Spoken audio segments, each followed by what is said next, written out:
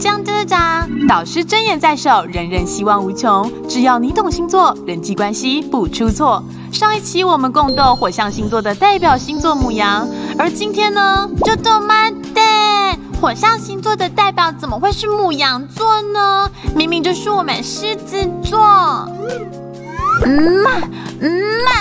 宝贝们，大家好哦，我是比比，今天要带大家来认识12星座中最有魅力的狮子座，冇唔错就係愛。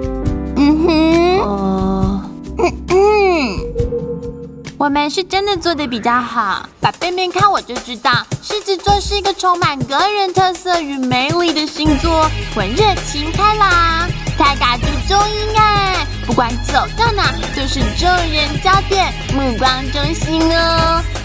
如果美丽是一种罪，那我已经犯下滔天大罪。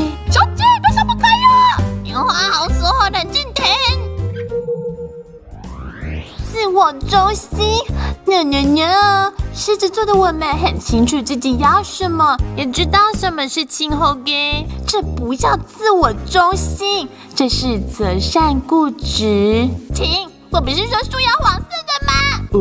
可是绿色比较适合吧？我不管，爱漆黑刺透，这里要丰盛，要创新，要大胆，这里要亮。旺塞哈！宝贝怎么样？这个光线有美吗？宝贝你懂奖，天生的领导力。你们家不够 fashion， 想知道我永远成为人见人爱的哈嘎迪王美吗？请去看第1季动画正片，王美都在用水拍起来，教你怎么拍都 fashion， 左片右片。全部都是屁吧，再来找点可爱。让我一起吧，我一起吧，做天天全部一起吧。